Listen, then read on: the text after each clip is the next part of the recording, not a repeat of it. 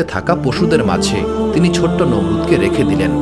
ফিরে আসার সময় তিনি বারবার ছোট্ট শিশুকে দেখছিলেন। অসহনীয় কষ্ট এবং বেদনায় তার বুকের পাঁজরগুলি ভেঙে যাচ্ছিল। তিনি আশা করছিলেন যে এই প্রকৃতি এই শিশুটিকে খুব দ্রুত ভুলে যাবে এবং একটি নীরব মৃত্যুর সাক্ষী হয়ে থাকবে। কিন্তু প্রকৃতি যেন মানুষের নির্ধারিত ভাগ্যকে প্রত্যাখ্যান করেছিল।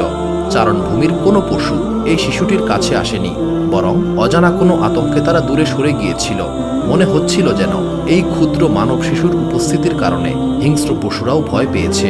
এই আশ্চর্য দৃশ্য দেখে নমরুদের মা প্রচণ্ড অবাক হলেও তিনি বাড়িতে ফেরত এসেছিলেন।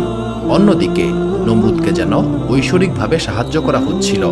মাঠে শায়িত নমরুদ কোনো সাধারণ শিশু ছিল না। যখন নমরুদের বেঁচে থাকার আশা প্রায় শেষ হয়ে আসছিল, তখন একটি চিতাবাঘ সতর্কতার সঙ্গে নমরুদের কাছে এগিয়ে এসেছিল। শিকার করার বদলে সেই বাঘটি নমরুদকে অত্যন্ত মমতা দিয়ে দুধ পান করিয়েছিল। একটি হিংস্র পশুর কাছে এমন আচরণ খুবই অবিশ্বাস্য। প্রকৃতি যেন একটি বৃহত্তর শক্তির কাছে নতি স্বীকার করে